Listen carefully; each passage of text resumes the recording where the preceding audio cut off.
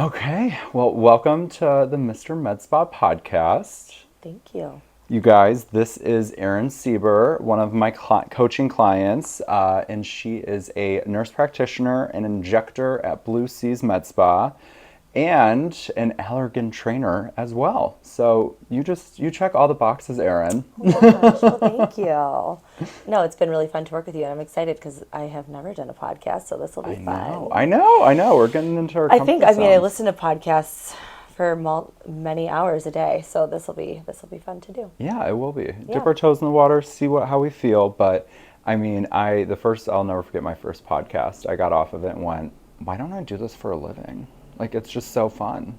Fun, but probably really hard, and that's your wheelhouse. So yeah, you should do more of Well, that. thank you. Thank you. Awesome. Okay, well, let's hear a little bit more about you. Sure. A little background, a little introduction. How did we get here today, you know? Oh gosh. Well, I've been a nurse a registered nurse since 2011. I started off my career in emergency medicine, and then when I was about 3 years into nursing, I then got into nurse practitioner school, where I got my family nurse practitioner. And that was when I started to think, the wheels started to spin. I started to think about aesthetics. Yeah. But had no clue how to get into this industry. And now I've been in it almost 9 years. So that was a long time ago. One of my clinical rotations was in OBGYN Okay.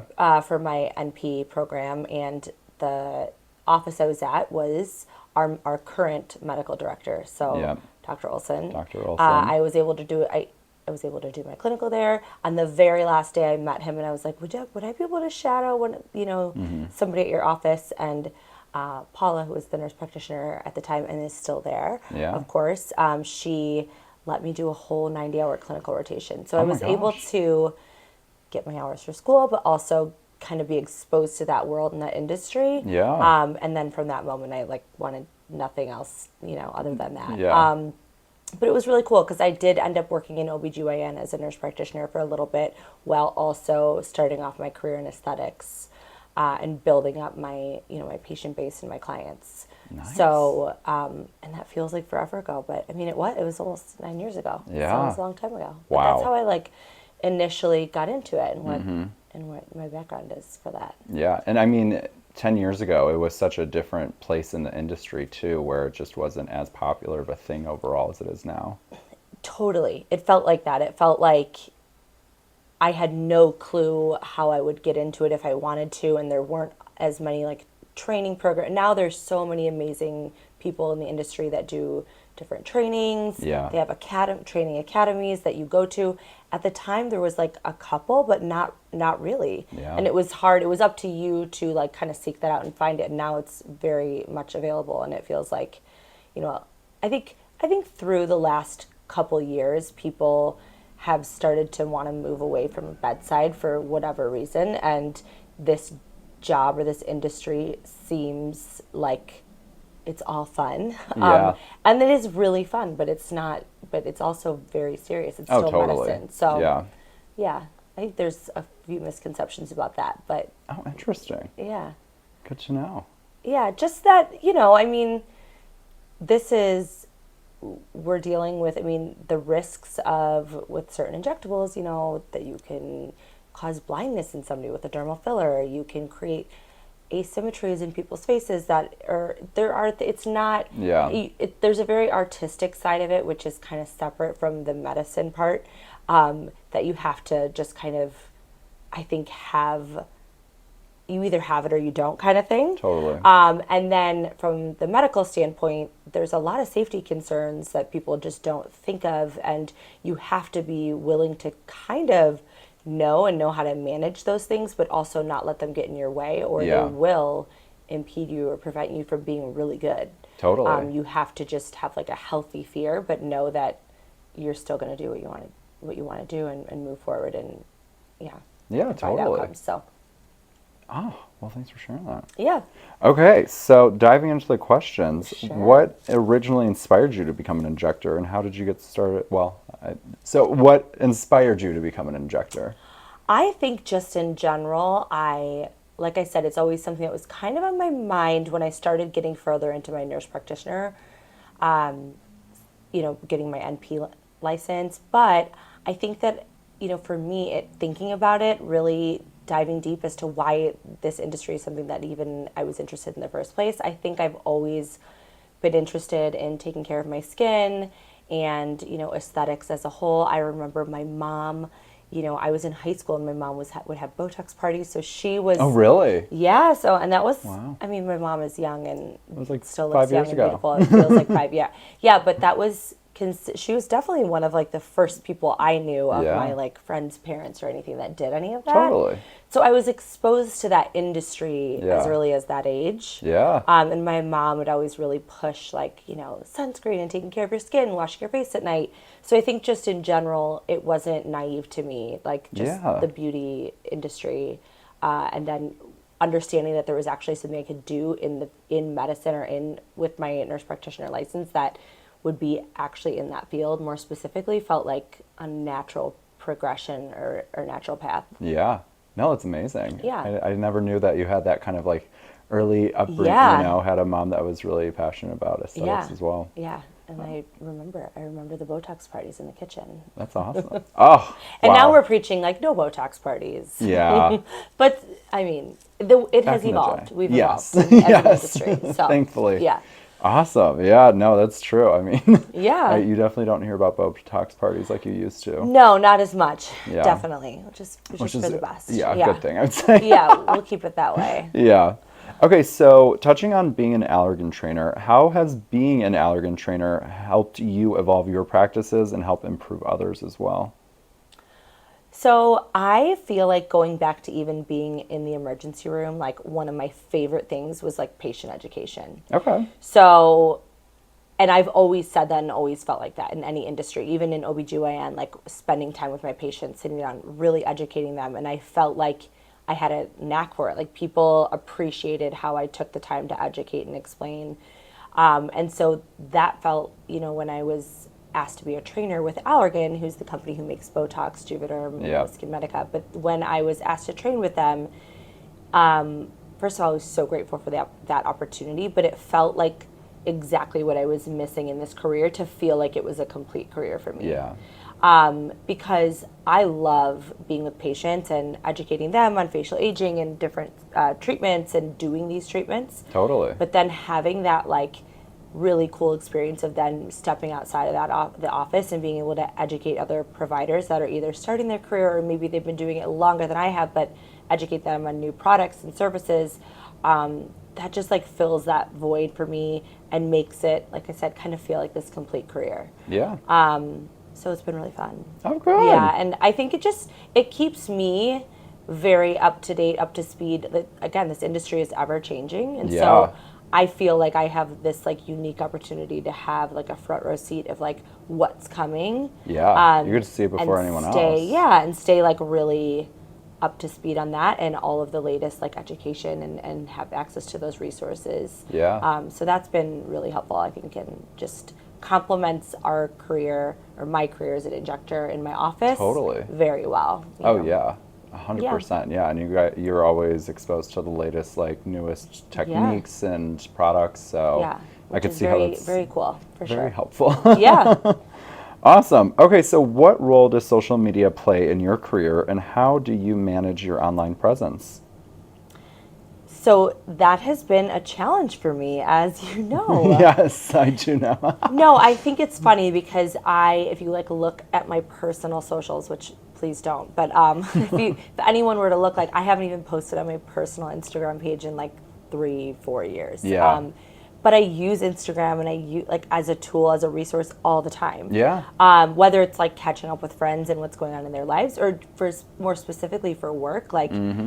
As an experienced injector, I can go to somebody's page who I know and respect in the industry and look up a technique and just like touch up like my skills on that technique or whatever it is and say, oh, I know she posted about this. Okay, so are there any emerging techniques or products that you believe will shape the future of injectables? Okay, I think in general, this trend or this like movement away from that like over injected full like pillow face look. I think having been in the industry for 9 years, I think been moving away from that for that long. Like Yeah.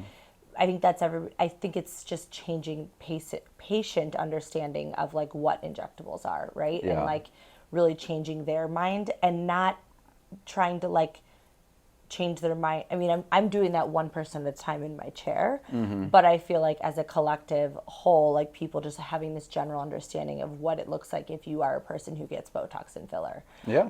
and changing their minds. Because really, the reality, and people say this all the time, but like you should not know. It should be like pretty undetectable when you've had these things done, Yeah. when they're done appropriately. And I always say to people, like, if your injector looks like an alien, you're about to look like one too. Like Yeah.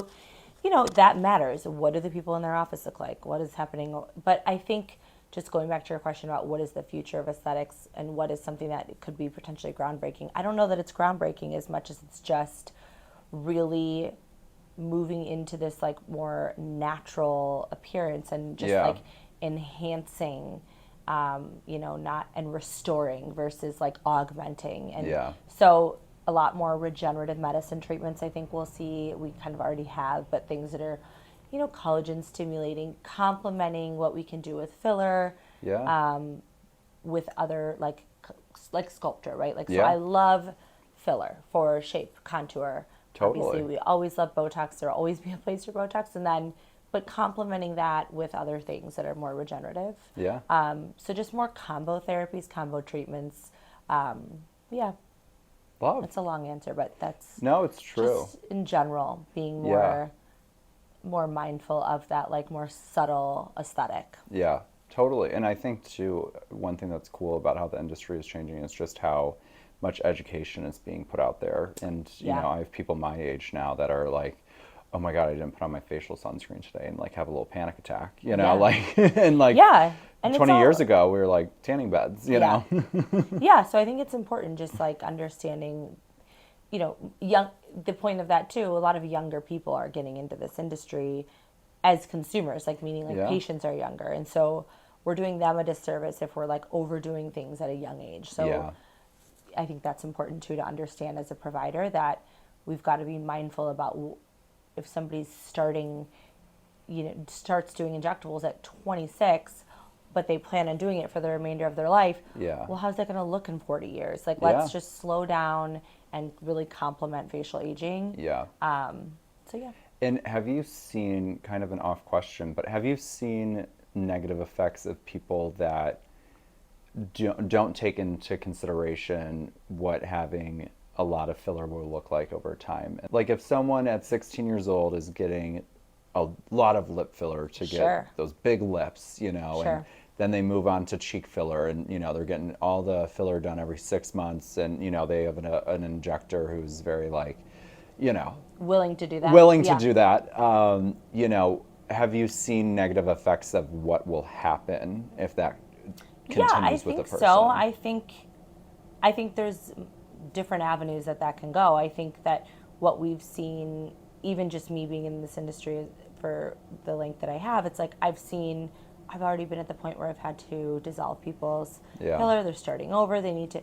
So now that I've had that like opportunity to see that and what that looks like, I think I even just do a better job of educating those patients about like, listen, if you're getting into this and you want to dive this deep into it at your age and be doing this, you're going to end up at a point where you need to start over. And the Yeah. skin isn't as forgiving 10 years from now. Like, we can dissolve this filler, but it's not always that easy. Like, Yeah. what is the response going to be from your skin and your own volume that you have without the filler? Like, it might, I don't know. I think just being mindful and knowing that these people are in it for a lot longer than other people were when these products came out 15, 20 years ago. So, Totally. What are some trends or practices you see in the injector community that you don't like?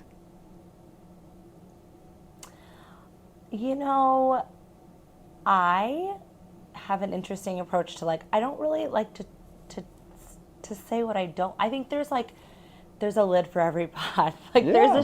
like for me, like there may be things that like one example, is I'm not a huge personal fan of threads or doing threads. And I think it's just honestly like I feel good about the outcomes I have. I like have different procedures. I'm always willing to evolve and grow. And you could ask me in 5 years and maybe I'll have changed my mind. I don't know. But like at this point in time, it's like I don't feel, I've seen plenty of patients with them. I don't have anything negative to say. I just personally am like, it's not something I want to invest my time, money into like really focusing on. I'm going to focus on something else.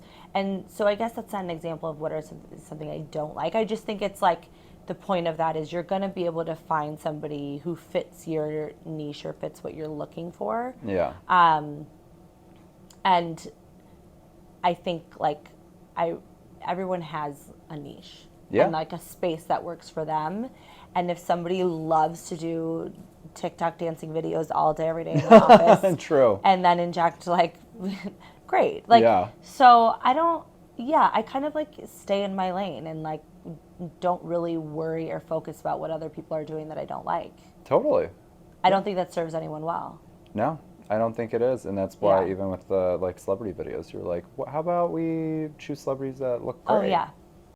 How do you stay authentic while building a professional image on social media? Okay, this is why I use you to help me. No, I think like staying authentic, well, I just don't, like, you'll be like, I think, looking at like video trends or different things, like I'm just very direct and clear about like what doesn't feel like me. Like I'm not gonna do like dancing videos because I don't know how to dance. But I do know how to talk about what I am doing as it relates to injecting or other things. So I think like staying authentic to who you are while building a brand, I don't know if there's any better advice than just be yourself and don't do things that don't feel like you or something you would do. I honestly think about like my friends. If my friends would be like, what are you doing? Is that like, like my friends who know me very well, like would they think I was being authentic, or would they be like, what is she doing? And like the apple dance, really? Right, like that. So I think about that a lot too,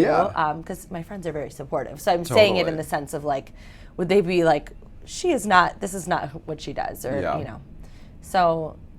I think that's a good framework. I always tell clients when they're recording, especially educational content where you're speaking straight to the camera, act like, I always say, pretend like you're talking to your best friend. Like through FaceTime. And about something you're really excited about, and that way you're being genuine and being in the, in a good mood, you know? And I would say, out of anything, that's something you've slayed from day one with, is you are very genuine of who you are and you show that in your content. Well, thank you. And I really, really appreciate that because, something I see in the med spa world a lot is people trying to act a certain way in front of the camera to be poised correctly, to showcase themselves well. And what happens is, I kind of call it the Kardashian effect, where they become very monotone. They become very disinterested in the way they're presenting themselves. And the outcome of that is I'm watching a video of someone who I feel like thinks they're better than me, and so I'm like, scroll, Yeah, true. Where, I think it's so great to always just be very genuine and very upbeat. And like social media has turned away from being poised, perfect, and presentable 24/7 all the time.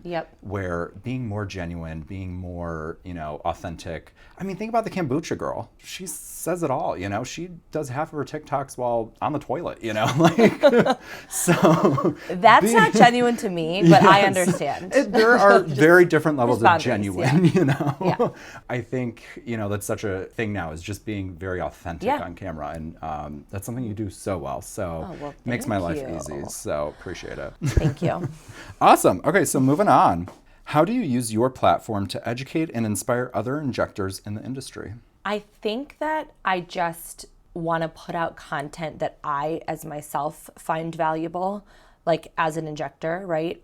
And you've been really helpful in saying like, okay, but how can you make this even simpler?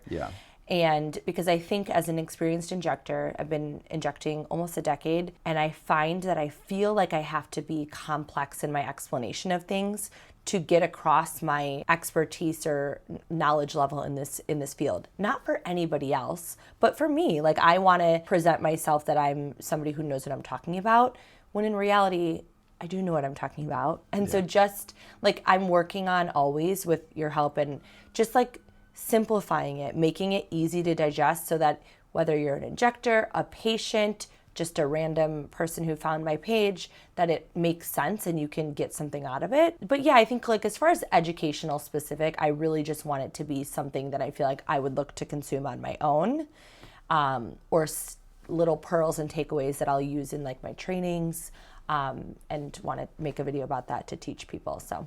Totally. Yeah, I think you said it perfectly. A quote I believe from Steve Jobs is, it's exponentially harder to simplify something down to its simplest form than to add more detail. Yeah. And I think that's very, very relevant when it comes to creating content, especially short form video content for social media. Mm-hmm.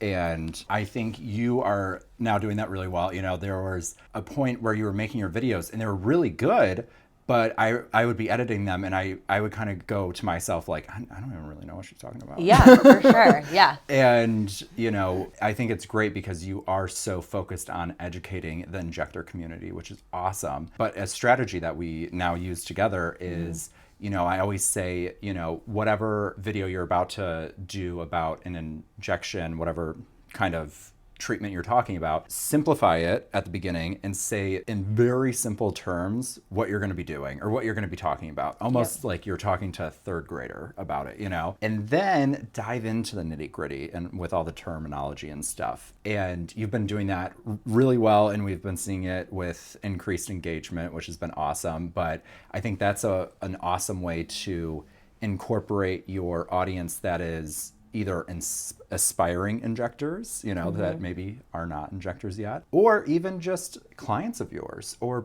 everyday people, which your videos go out to a lot, And then at the end, you have, the good medical terminology at the end to be able to entice the actual professional injectors who are watching your content as well.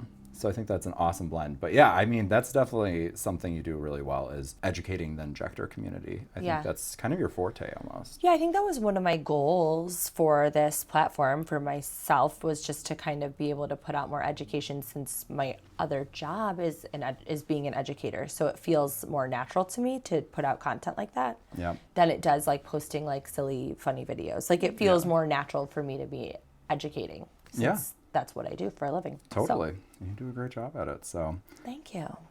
Okay, next up. All right, so what challenges have you faced in building your personal brand, and how have you overcome them? Okay, I think with building a personal brand, which I don't know if I've always understood how important it is. I think maybe just because like I'm a millennial and I feel like social media was not like ingrained in me from I grew up without social media. Yeah, so I think as I've gotten older and then building this career and having done it a while, like I understood like, oh, it'd be cool to have my own personal brand on this platform. I have no idea what that looks like, which is where you come in to play. Obviously, we work together with like the med spa as a whole, but then when I was looking to build a brand online and on Instagram specifically, I really just wanted it as a place to have all my stuff and like have it all in one area. So when I educate, I could send people there.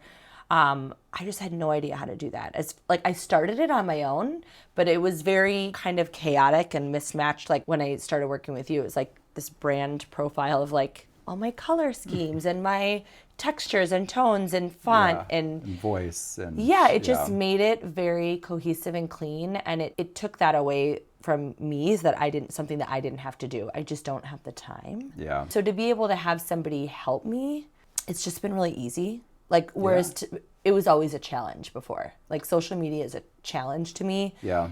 I enjoy it. I just am not great at like doing it and being on top of it. So I think building a brand and having you to just kind of like set it up so that it's all me with the content, but you're helping me perfect it, make it presentable, splice it together so it's easily digestible. So that's like invaluable for sure. Totally. I think you don't underestimate the value in hiring and having somebody help you do social media if it's not your strong point.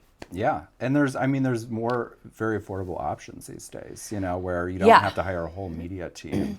No, You can no. just get a coach to Yeah. help you out and kind of have a good middle ground, helping you with editing videos and posting content for you. Yeah. But something that's really important, I think one of the biggest things about having a good social media presence is actually just routine habits and accountability to make sure you're posting every day, or you're posting often, multiple times a week, you know. And that's probably the hardest part. I always relate building a brand on social media to going to the gym. You can go to the gym 5 times in 1 week, but if you don't go again for 3 months, it's not going to really make a difference. Same exact story with social media.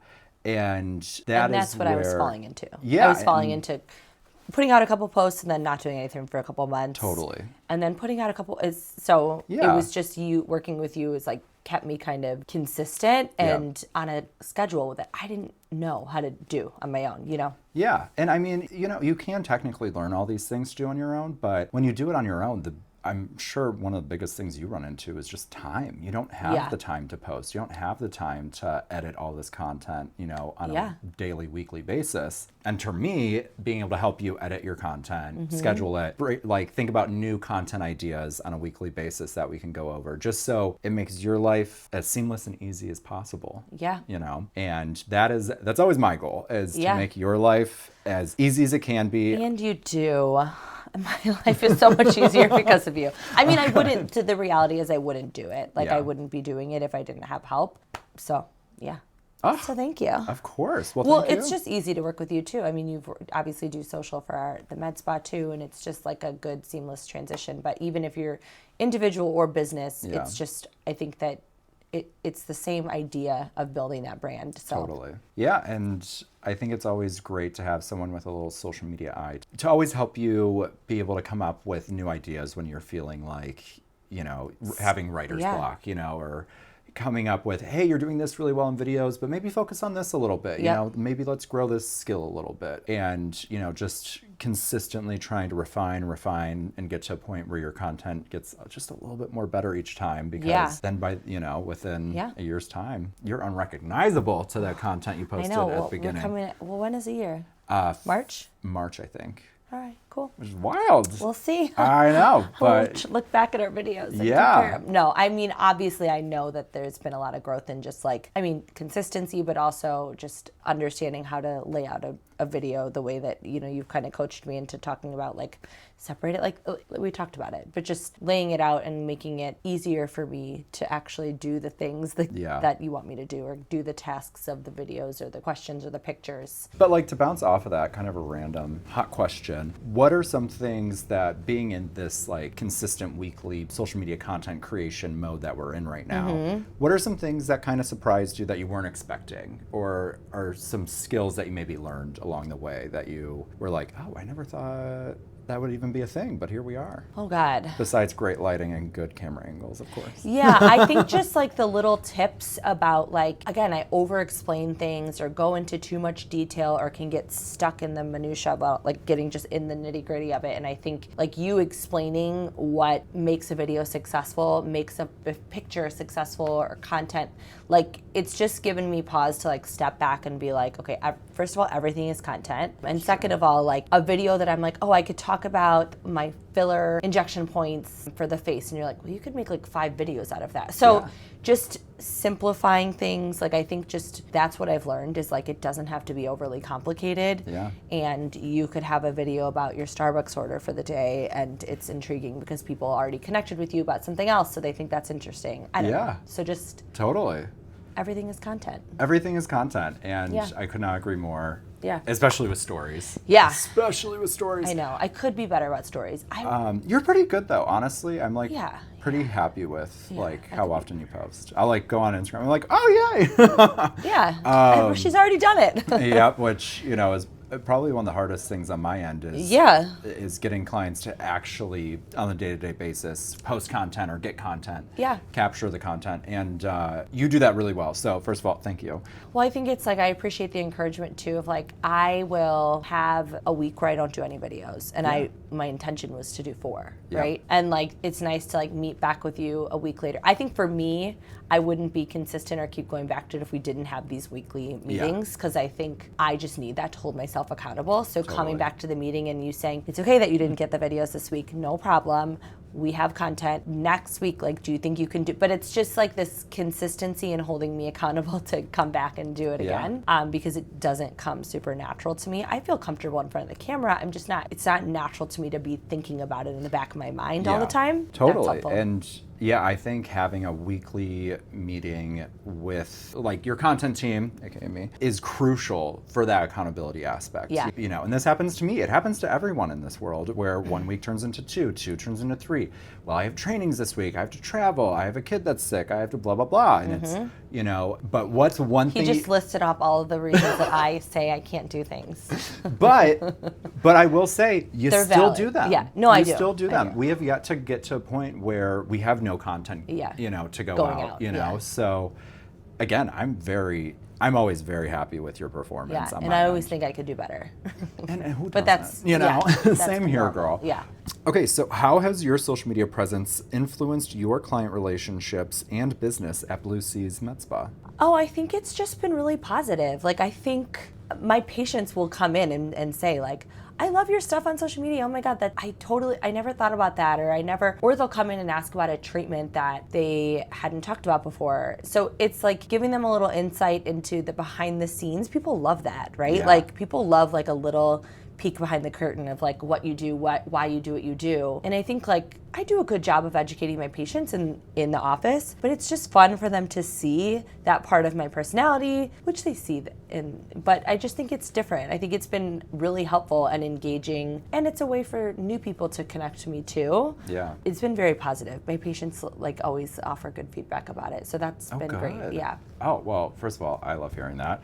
Yeah. But I couldn't agree more. I feel like it's so helpful for your clients to be able to see kind of behind the scenes what you're talking about. Yeah. And at the end of the day, it makes you sound more credible. It showcases them new treatments that they may have not considered before that. Yep. And, you know, helps them feel more comfortable in the entire process. Because I feel like in a med spa, so often you get people that are a little worried, like, you know, I want filler, but like, am I gonna regret it? You know, or yeah, totally. And with, you know, your content especially being, you know, also very ethical and moral, as an injector, you know, they get to take a breath, you know, and be more comfortable and come in and be like, okay, she knows what she's doing, you guys. Like, I'm good. Yeah. Let's do this. Yeah, it's fun. It's like it's fun, and it's like, but it's educational. They can appreciate it, and because we've had conversations about keeping it more digestible and easier to understand, I think that they can understand it even if it's like specific to injecting. You know, they still understand it enough to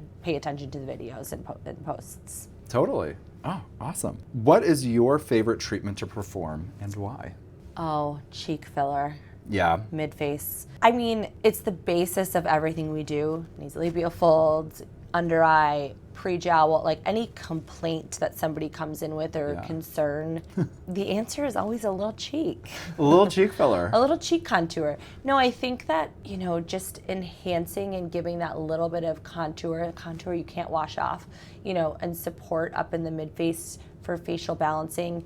Most people can use a little support there. Yeah. And it just looks really pretty if it's done appropriately. Totally. So it's my favorite because it's the biggest like wow in the mirror. I feel like people, I mean, maybe not the biggest. Well, it's instant, right? It's instant. They're going to see it. You know, show somebody like one side versus another. It's very like, it's exciting. Yeah.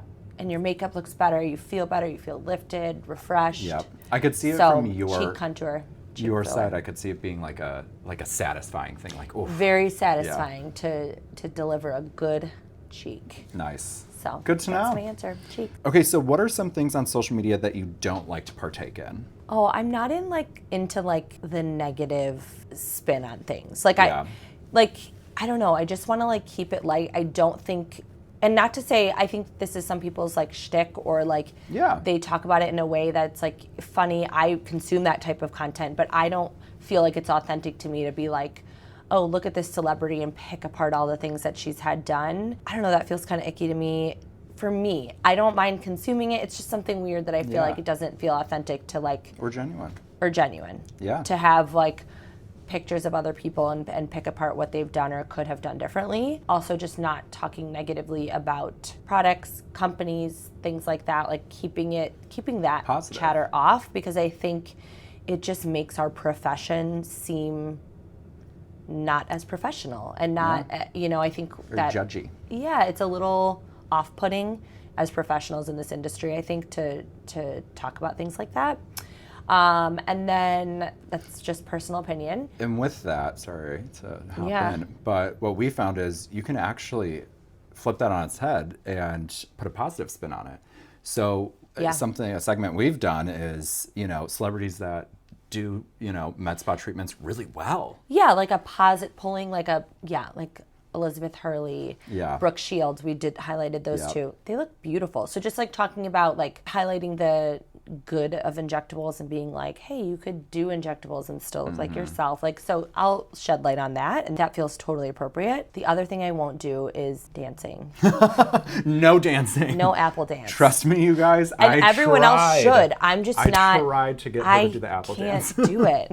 No. That doesn't feel authentic. Genuine. No. And hey, if it's not for you, it's not for you. It's not for me. I actually a couple fun like videos, like voiceover videos, I'll do that. But other than that, you can't. I can't. If it's not for you, it's not for you, and that is A-okay with me. Because again, I'd rather you be genuine on camera than I think it would come across if I weren't being that way. So yes, it's for the best. Yeah, and it would take a long time to learn this. I can't do it. Oh man. What is one treatment that you think everyone should try at least once? Botox. That's the talk, babe. It's Botox. Yeah. I always say it to, like, I think patients are funny. They'll come in and they're like, I've been thinking about doing this for years. And I say, well, then just do it. Yeah. Just do it. You've been thinking about doing this for years. If you do it, if for some reason you really don't like it, you don't feel like you look like yourself, you don't like how it feels, looks, whatever, it goes away and you never have to do it again. 3 months. But if you want to if it's something you've been thinking about and you really just like go back and forth about it, but just do it. Yeah. And then if you don't care for it, you never do it again. But that very rarely does that happen. I know. Yeah, that was me after my DAOs. You got me hooked. Yeah. So you got to, at most, I'm never going to push anybody. That's part of it too. Like people are like, oh, I don't know. Should I do it? Like if somebody's sitting in my chair and they have not yet made a decision about whether or not to do it, I'm politely telling them that they should come back another time. Yeah. And I say, I'm not in the business of convincing anybody to get Botox. That is not my job. Yeah. If somebody wants Botox, I'm here to educate you on the how, the why, and how it works, how it's going to look, and just giving you proper understanding of the treatment before we do it, and then delivering you a good experience with the treatment itself. But I am not going to convince somebody to do it. That's something that they come to on their own. Yeah, totally. So I say that all the time. Yeah. I'm not in the business of convincing anybody to do anything. Exactly. And I feel like that, a side note is one of the best consultation tips you have is you're not here to convince anyone to do any treatment. You're here to educate them on what they could do for what goals they're looking for, but not convincing them like, hey, you should really get this or this, Yeah. Ever. Fair. But love that. Okay, well, that concludes our time for today. Thank you. But this thank was fun. Thank you so much. Yeah, this was awesome. I'm so excited. This worked out again. Hopefully more to come, but more to come. We'll do it again because it is fun, and we'll come up with, I don't know, ask questions that you guys want to ask. Yeah, seriously. Leave in the comments below. So content creation, social media, Injector. Yeah.